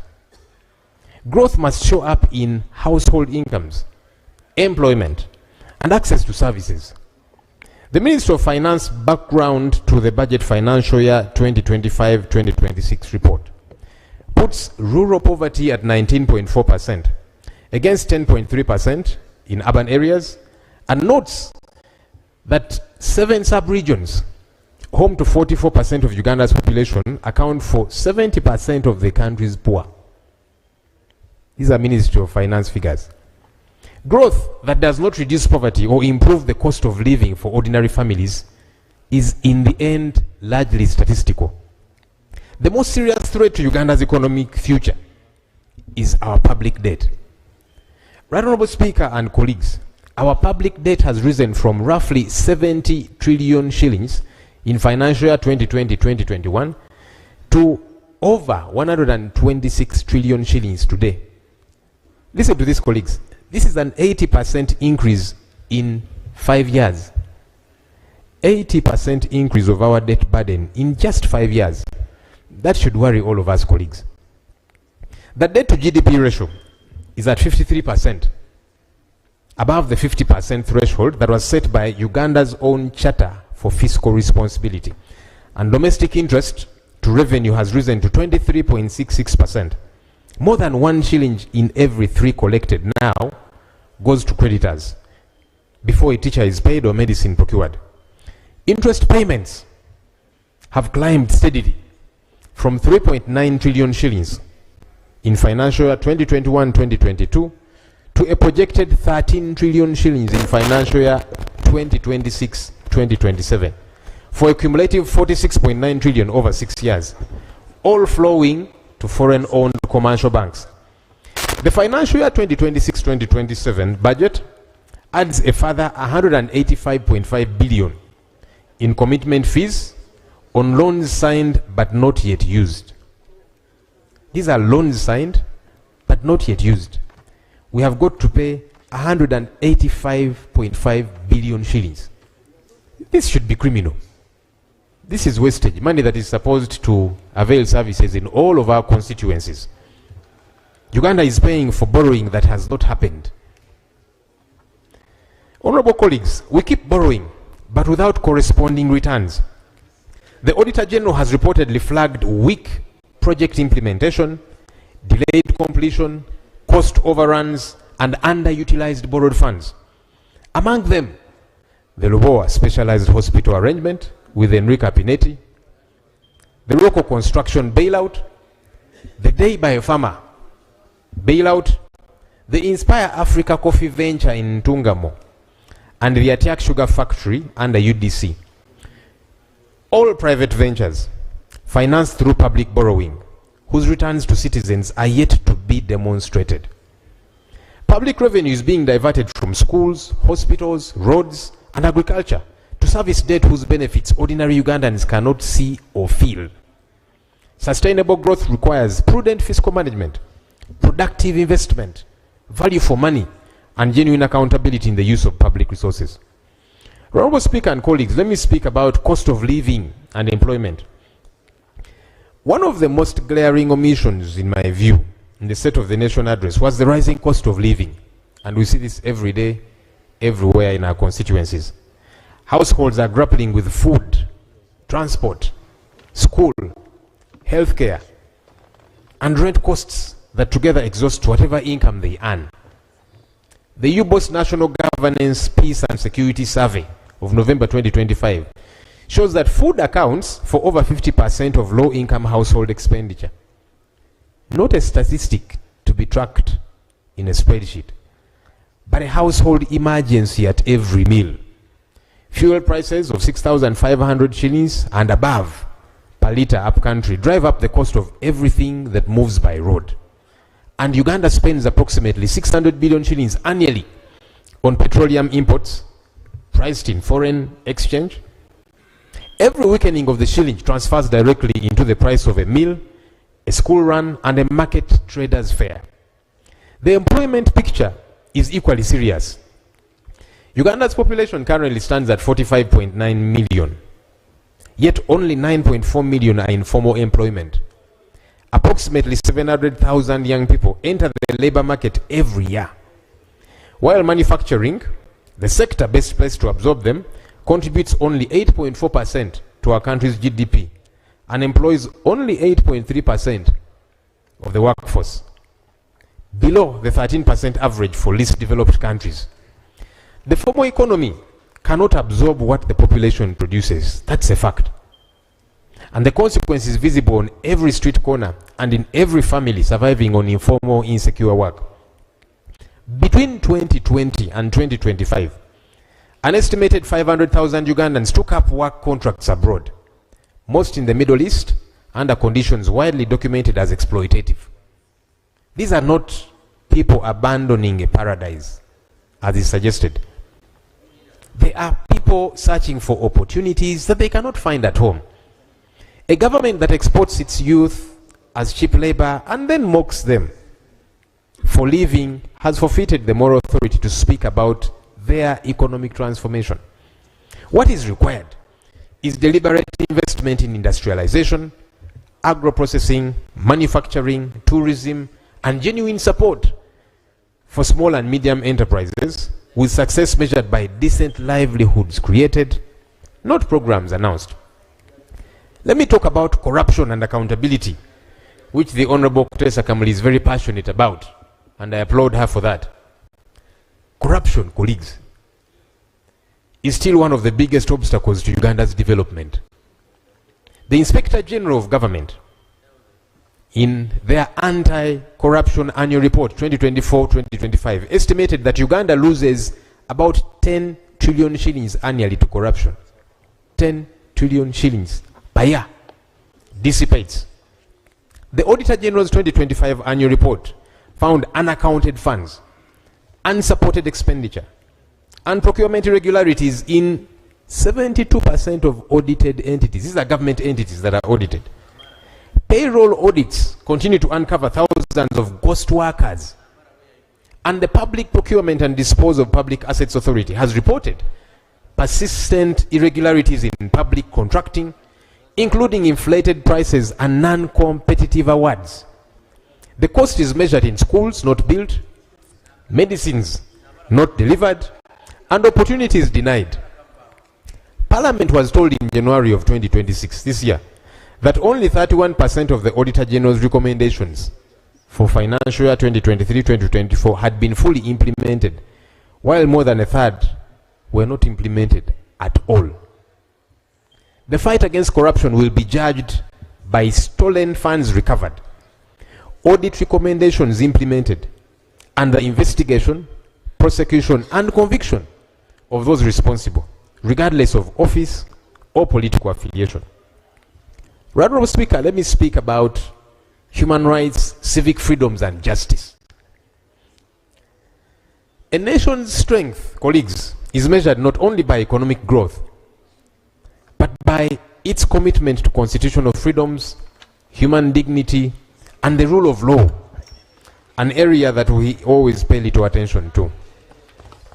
The Uganda Human Rights Commission's quarterly report, that's January to April of this year, recorded over 1,200 claimants of arbitrary arrest, torture, enforced disappearance, and lawful detention, a 34% increase on the same period in 2025.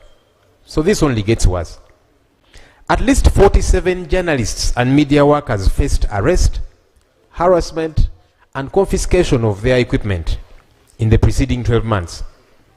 Arbitrary arrests feed directly into the crisis in our prisons and our courts. Even those produced in courts spend lengthy periods without getting justice. And the proposals by our head of state to abolish bail for a number of offenses does not help matters, colleagues.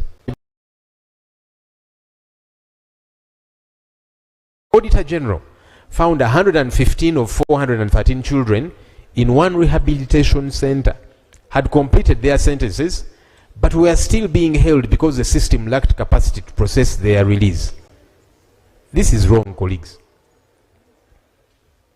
The chairperson of the Uganda Human Rights Commission, Mariam Wangadia, has publicly accused some state actors of deliberately weakening this vital institution. She has argued that despite the Commission's critical constitutional mandate to safeguard the rights enshrined in Chapter 4 of our Constitution, the Bill of Rights, appointments have been made on political considerations rather than competence. She described some appointees as broke and sickly political failures, suggesting that such appointments have undermined the Commission's effectiveness. This matter ought to be addressed. When we see government officials speaking out, lambasting publicly, this has got to be looked into. I hope government will. Constitutional rights are not privileges granted at government's discretion. They belong to every Ugandan by virtue of the Constitution.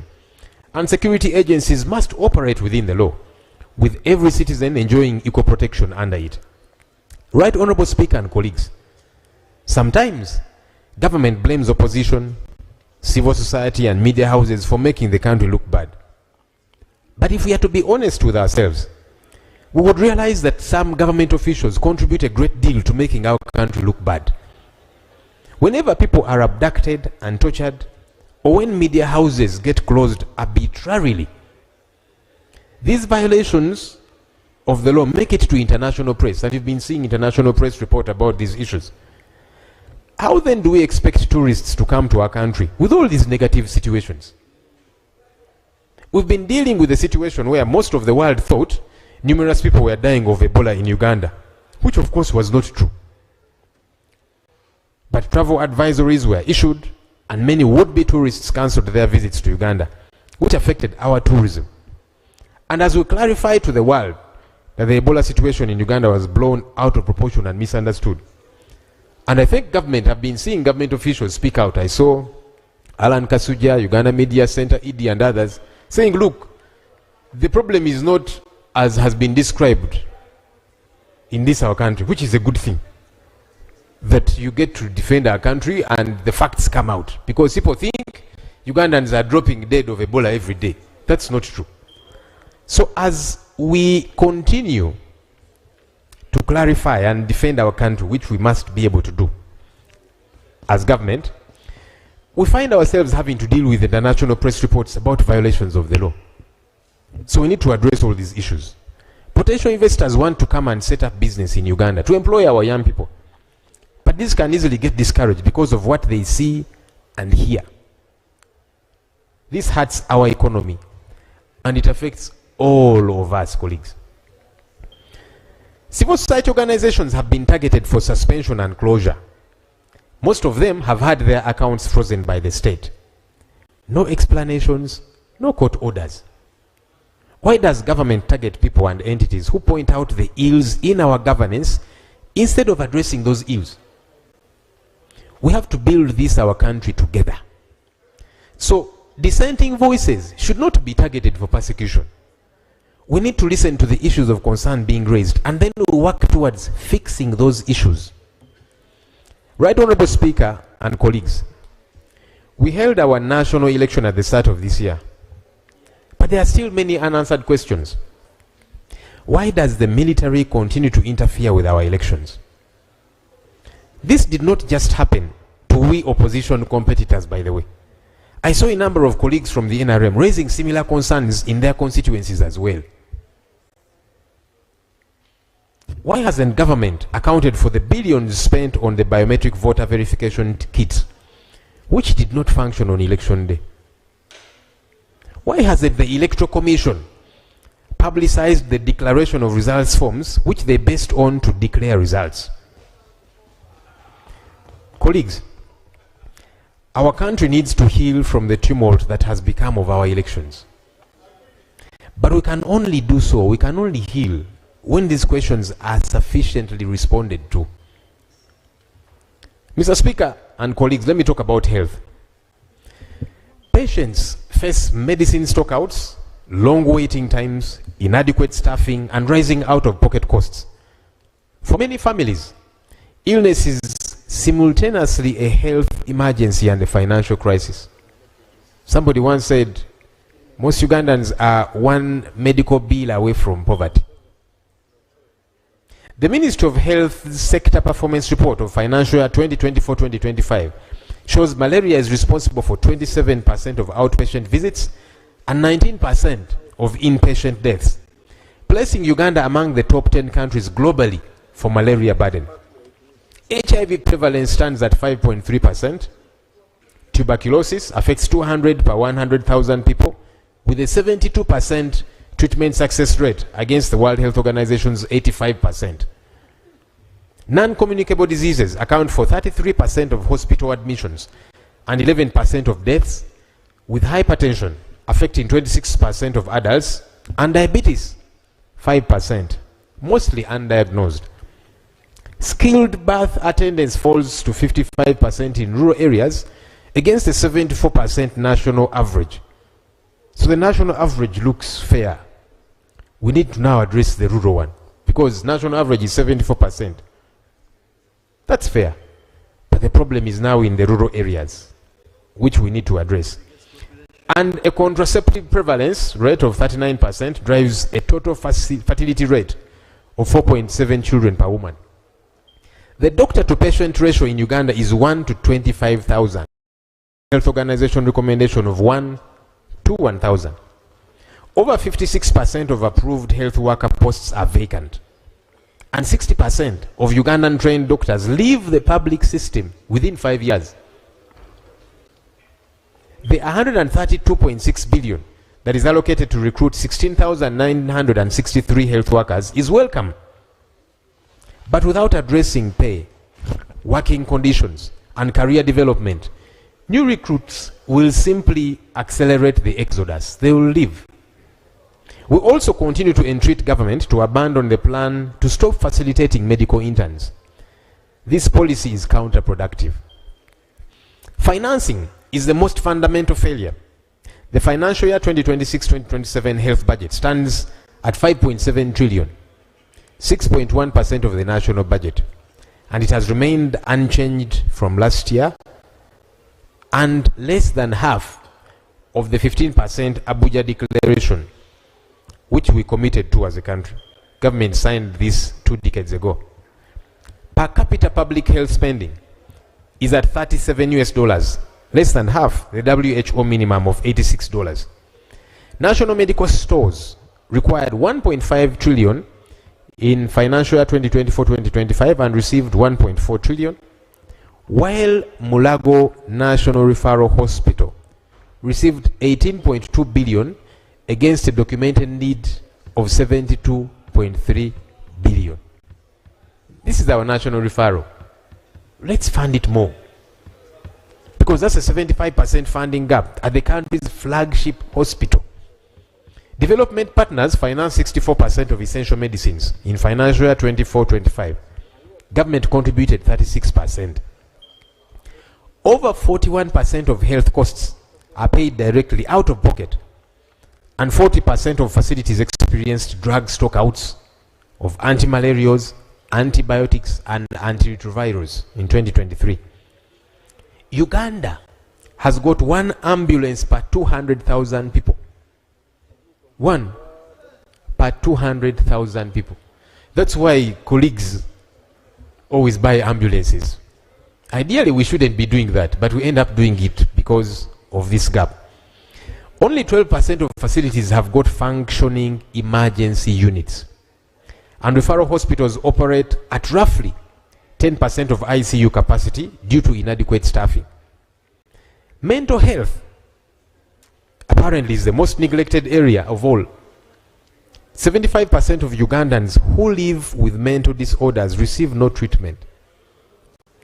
75% of the Ugandans who live with mental disorders receive no treatment.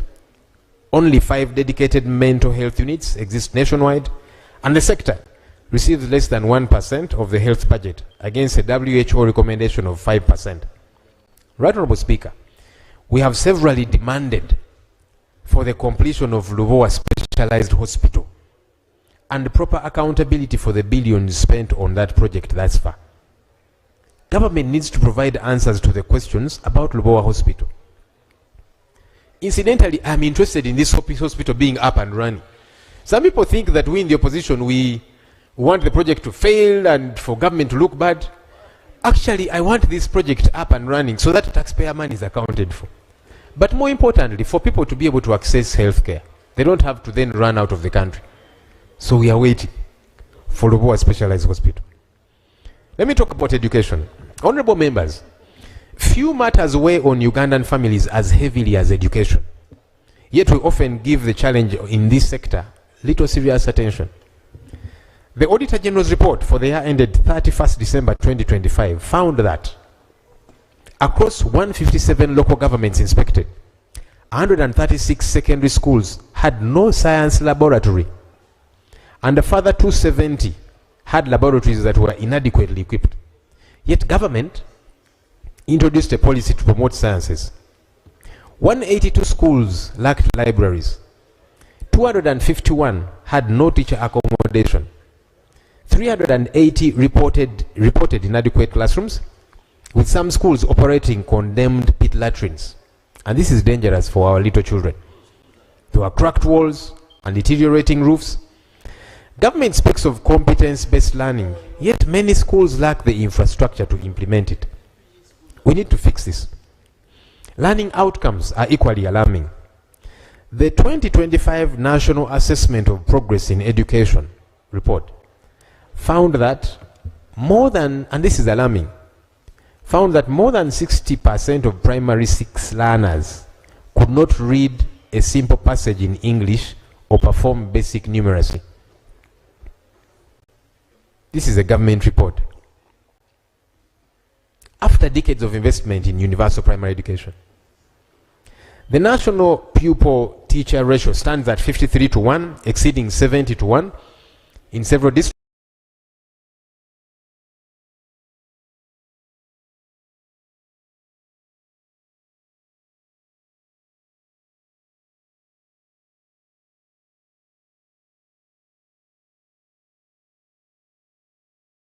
Against a recommended 40:1.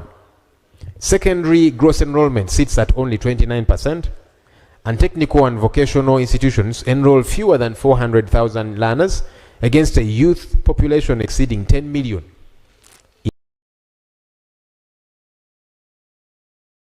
In that relevant age bracket. The UPE capitation grant of only 18,600 shillings per learner and 21,000 for learners with special needs is insufficient, honestly. Thank you, Honorable.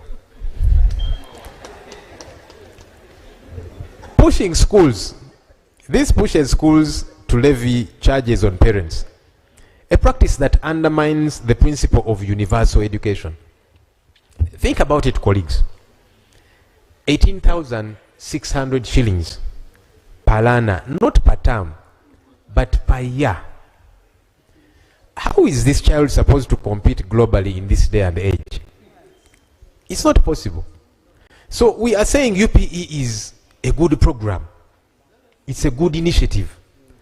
But we are not funding it, and that's why it's failing. That's why children, 60% they're in P6, they can't read a sentence in English. So we need to put more money there, now that we are all saying it's a good program. Because on this we agree. Government side and opposition, UPE is a good program. So why aren't we funding what we are all agreeing on to be good? Right, Honourable Speaker and colleagues, salary disparities between science and arts and primary teachers have weakened the morale and fueled attrition. We welcomed the increase in pay for science teachers, but there is no reason why the same does not happen for arts teachers as well.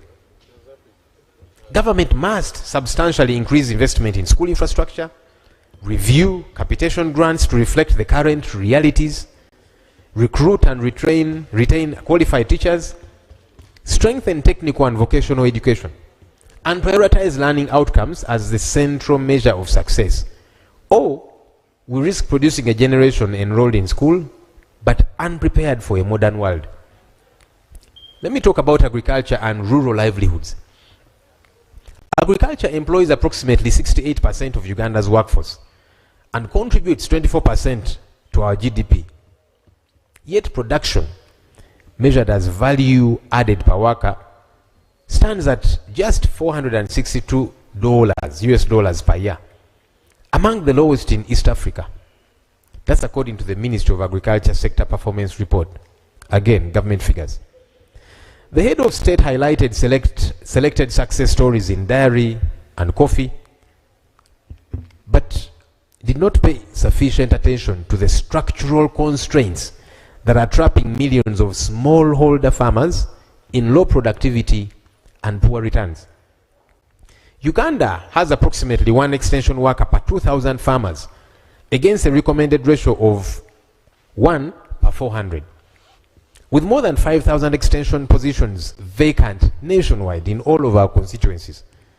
The Auditor General's report of 2025 found only 44% of required extension workers across 135 local governments were fully employed.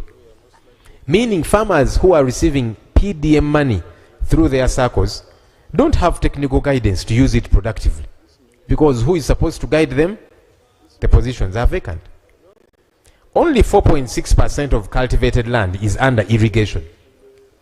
And post-harvest losses run 30 to 40% for perishable crops. destruction of value caused not by farmers failing to produce, but by our failure to provide storage, cold chains, and market infrastructure. PDM, Parish Development Model, disburses 100 million shillings per parish annually. That's roughly 4,000 per household per month. A sum that honestly cannot transform smallholder productivity. And some of our parishes have a lot more people than others. That's the reality. You know, we agreed on 30 minutes. I'm seeing I'm already in 43 minutes. So I don't know what we are going to do, and I'm seeing your statement is still long. I seek your indulgence to run as quickly as I can. Yeah, please do, since we have it all, you know, on record, and it's going to be debated, and you'll get more time to respond to some of the issues. Let me move to ICT and digital transformation. Right, Honourable Speaker and members, the opposition shares government's aspiration for a digitally connected Uganda. So on that we also agree. But digital transformation must be measured by whether citizens can access affordable internet, whether technology genuinely improves service delivery and accountability, not by systems launched or fiber laid. I'll now keep skipping a few things here and there. Let me move to works and transport.